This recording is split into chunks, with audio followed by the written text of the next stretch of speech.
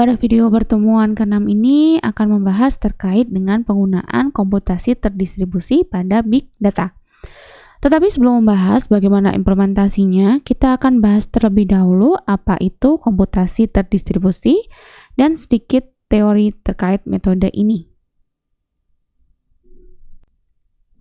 Menurut Daniel Lee, pada Parallel Iterative Methods, komputasi terdistribusi atau distributed computing dapat diartikan sebagai suatu metode untuk menjalankan program pada beberapa komputer pada suatu jaringan.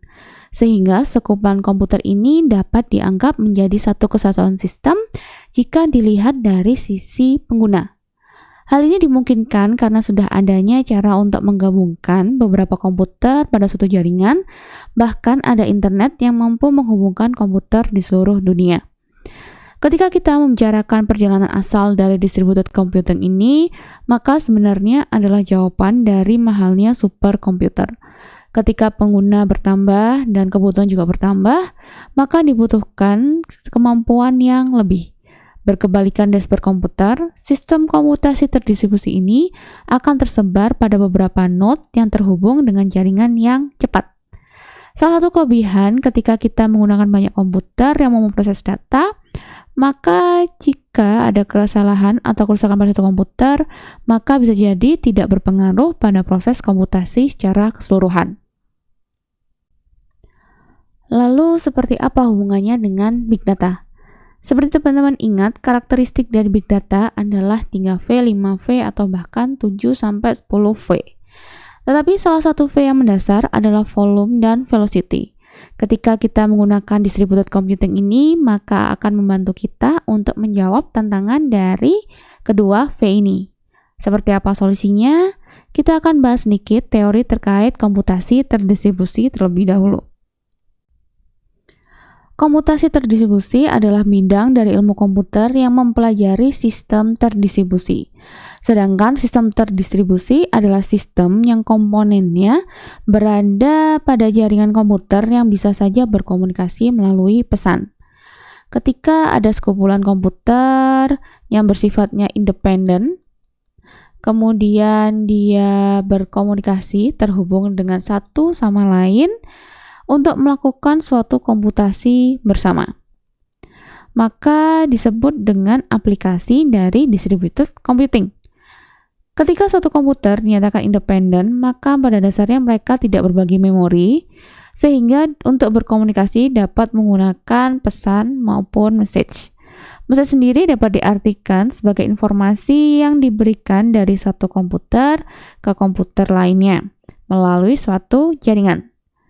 Sebuah sistem akan dinyatakan mempunyai skalabilitas apabila dapat melakukan pertambahan sumber daya serta pertambahan jumlah pengguna, namun tetap dalam kondisi yang efektif. Sistem terdistribusi dapat menawarkan kemampuan ini, namun terdapat beberapa tantangan seperti biaya dari sumber daya secara fisik dan kemampuan untuk melakukan manajemen pengguna.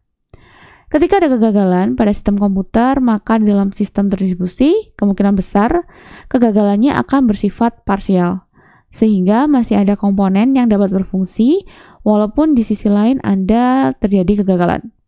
Ketika ada kegagalan, maka sistem harus mampu melakukan deteksi, melakukan perbaikan kesalahan, dan bangkit dari kegagalan itu. Sebagai contoh, jika sebuah server crash, maka dia bisa bangkit dari kegagalan dengan melakukan recovery maupun rollback. Konsep redundancy ini bisa digunakan jika terjadi sebagai pencegah gitu ya, sebagai pencegah kegagalan yang bersifat total. Jadi ketika sudah kita mempunyai konsep redundancy dan menggunakan redundancy ini, jika terjadi kegagalan, maka masih dapat ada komponen yang tergandakan. Berbagai sumber daya akan dimungkinkan juga ketika kita menggunakan sistem terdistribusi. Sumber daya pemrosesan dan penyimpanan bisa saja tersedia pada jaringan komputer, sehingga tidak memerlukan kepemilikan sendiri. Komputasi terdistribusi juga mempunyai solusi terkait dengan pemrosesan, penyimpanan, dan komunikasi, dengan membagi bagian-bagian ini menjadi lebih kecil. Hal ini juga didukung dengan murahnya hardware seperti mikroprosesor dan media penyimpanan. Salah satu komunikasi yang digunakan adalah dengan menggunakan message passing. Skalabilitas adalah kemampuan sistem untuk menangani berkembangnya kebutuhan seperti penambahan user dan penambahan pekerjaan, sehingga perlu dilakukan perbesaran. Salah satu alasan pentingnya skalabilitas adalah pertambahan data yang cepat, sehingga diperlukan suatu desain yang mampu menangani masalah ini. Terdapat dua pendekatan, yaitu scaling up dan scaling out. Untuk scaling up atau vertikal, jadi dia nanti vertikal scaling. Jadi untuk scaling up atau vertical scaling ini kita akan menambah kemampuan hardware yang ada. Semisal kita menambahkan storage atau misalnya kita menambahkan RAM pada satu titik sistem yang sama. Kelebihannya, kontrolnya akan lebih mudah karena semua ada pada satu sistem yang sama. Kemudian masalah latensi juga akan lebih kecil karena masih dalam suatu sistem yang sama. Kemudian di sini juga akan ditambahkan dengan RAM yang lebih tinggi. Kekurangannya adalah masalah biaya.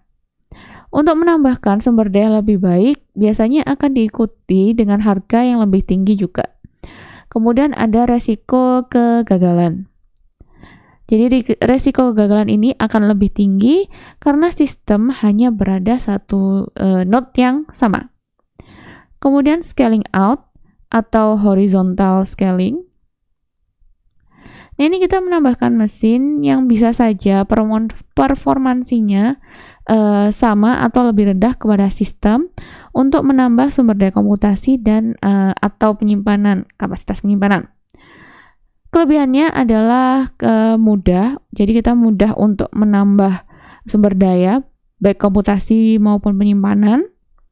Kemudian untuk skalabilitasnya bisa dikatakan tidak terbatas, karena kita bisa menambah sumber daya terus-menerus. Kemudian untuk fault tolerance, pendekatan scaling out ini lebih baik, karena kita bisa menempatkan node maupun server untuk standby, serta melakukan replikasi ke semua server maupun data center. Mekanisme seperti ini akan memudahkan untuk melakukan recovery baik data maupun layanan. Kekurangannya adalah pengaturan untuk platform yang besar. Kemudian jika terjadi suatu masalah, maka ini akan membutuhkan waktu yang lama untuk melakukan pengecekan node mana yang melakukan kegagalan atau kesalahan. Salah satu masalah ketika kita mempunyai data yang sangat besar, maka kita memerlukan untuk membagi data di node yang berbeda. Kemudian akan timbul masalah untuk mengatasi property acid atau atomicity, concurrency, isolation, dan durability. Pada awal abad 21 muncul teorema CEP yang menyebutkan bahwa untuk setiap sistem basis data terdistribusi, maka tidak mungkin akan mempunyai 3 sifat yang dijamin pada waktu yang sama, tetapi memungkinkan untuk menjamin 2 sifat. Kita bahas sifat yang pertama, konsistensi. Sifat ini menjelaskan tampilan data yang sama untuk semua node di dalam sistem yang terdistribusi. Maka sistem harus memastikan operasi mempunyai karakteristik atomik dan perubahan akan disebarkan secara simultan ke semua node. Berbeda dengan konsistensi pada asid, konsistensi di teorema CEP ini berhubungan dengan seberapa cepat perubahan data akan ada pada sistem terdistribusi. Sedangkan pada asid akan memastikan integritas data untuk semua koneksi database dengan pendekatan 2 tahap commit. Kemudian sifat yang kedua, availability atau ketersediaan. Jadi sistem harus mampu menjawab semua request atau permintaan walaupun terdapat kegagalan. Operasi yang dilakukan bisa saja penulisan maupun pembacaan. Sehingga ketersediaan adalah kemampuan sistem untuk tetap tersedia untuk pengguna walaupun terjadi kegagalan komunikasi di antara bagian basis data yang terreplikasi. Kemudian sifat yang terakhir, partition tolerance. Ini adalah kemampuan 2 segmen dari partisi untuk melanjutkan keberadaan data walaupun terdapat kegagalan komunikasi. Jadi kegagalan ini bisa bersifat sementara di dalam jaringan. Ketika kita memiliki partition tolerance lebih tinggi, maka basis data akan tersedia untuk pengguna. Sebagai akibatnya, pengaksesan data akan menjadi lebih tidak konsisten. Teorema CIP ini menyarankan untuk melakukan analisa terhadap sistem terdistribusi kita untuk berjaga-jaga apabila terdapat gangguan komunikasi. Sebagian besar aplikasi Big Data akan melakukan pengaturan antara available sama konsistensinya. Maka dari itu, basis data NoSQL akan menggunakan BASE, Basic Availability, Soft State, dan Eventual Consistency. Jadi di sini kalau misalnya kita punya basis data terdistribusi, kemudian terhubung oleh suatu jaringan komunikasi, kemudian di sini kita punya beberapa node atau site, kemudian di sini misalnya dari beberapa site ini ternyata terdapat basis data kita. Jadi terdapat basis data kita. Nah, ini dia akan dalam bentuk terdistribusi. Jadi nanti dia akan mempunyai data yang tersebar di beberapa site atau node dan terhubung dengan jaringan komunikasi. Selanjutnya kita akan membahas terkait dengan penyimpanan terdistribusi. Ketika kita mempunyai data yang sangat besar dengan format yang berbeda juga, apakah itu dokumen, gambar maupun video, dan dia terus berkembang, maka akan menjadi sulit untuk menyimpan hanya pada satu node penyimpanan. Maka dibutuhkan suatu cara untuk menyimpan data yang tersebar di beberapa node dan mempunyai mekanisme sinkronisasi serta koordinasi antar cluster node maupun node-nya. Mekanisme ini disebut dengan penyimpanan terdistribusi. Jadi kita punya beberapa node. Nah, ini kemudian kita punya penyimpanan yang terdistribusi.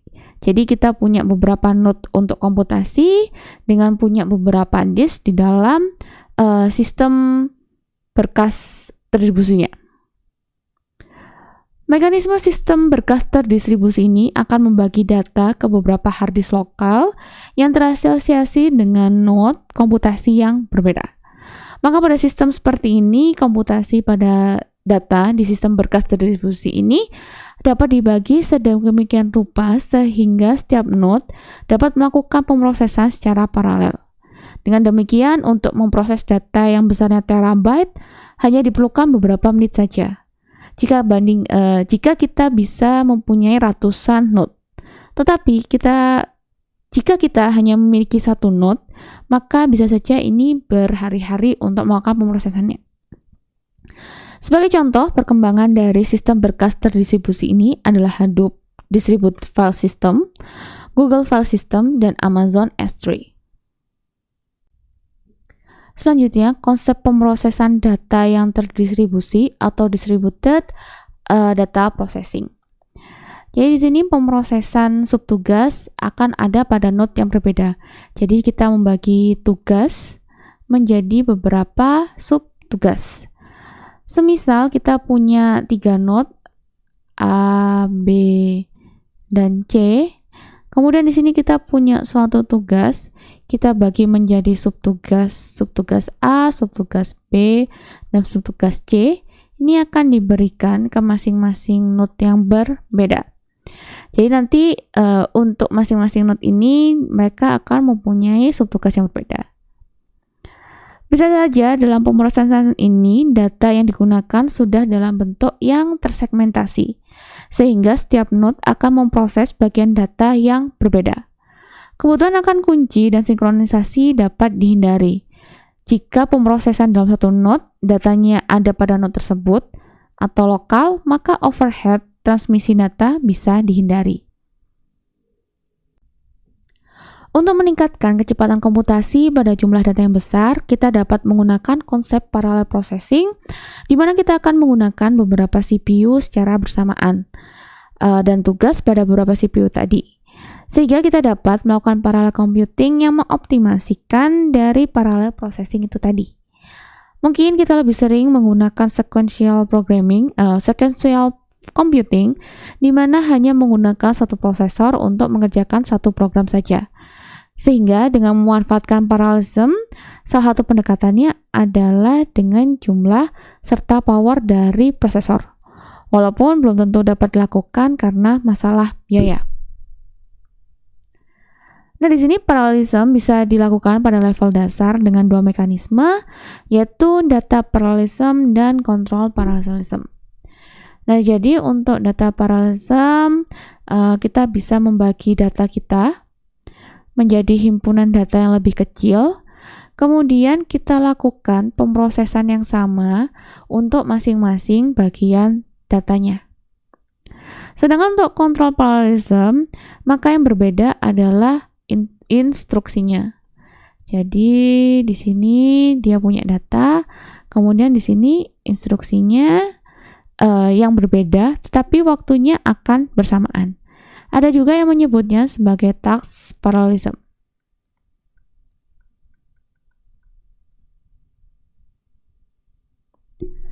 Untuk meningkatkan kinerja dari distributed computing dan parallel computing, di sini juga dapat digunakan konsep multithreading dan multiprocessing serta multi-core processing.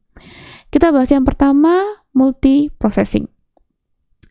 Ketika suatu sistem mempunyai dua prosesor atau lebih dan berbagi komputer bus, maka kita dapat melakukan multiprocessing. Operasi yang dilakukan akan secara bersamaan atau simultan pada dua prosesor atau lebih ini, sehingga bisa meningkatkan keluaran karena pekerjaan yang sama dan prosesor yang lebih dari satu ini. Maka diharapkan waktu yang lebih sedikit, dengan kata lain pekerjaan akan selesai lebih cepat. Kemudian terdapat dua tipe dari sistem multiple prosesor ini. Yang pertama adalah asimetrik, di mana setiap prosesor akan memiliki tugas tertentu. Kemudian ada prosesor yang sebagai bos yang untuk mengatur dari sistem, dan prosesor lainnya akan menunggu tugas atau instruksi dari bos atau sudah punya tugas yang ditetapkan. Kemudian pada simetrik multiprocessing, maka setiap prosesor akan melakukan tugas dan tidak ada hubungan seperti boss worker. Setiap prosesor akan mempunyai registernya sendiri dan akan berbagi memori.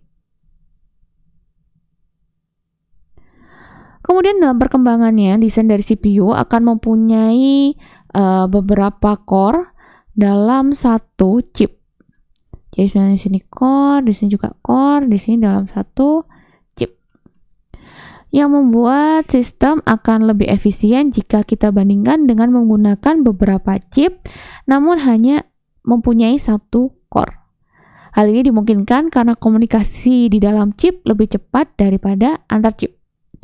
Sebagai catatan, tidak semua sistem multi-core adalah sistem multiprosesor, dan tidak semua multiprosesor adalah multi-core. Kita lanjutkan ke konsep multithreading. Jadi mungkin teman-teman masih ada yang ingat ya dalam pelajaran sistem operasi. Thread ini adalah penggunaan terkecil dari CPU.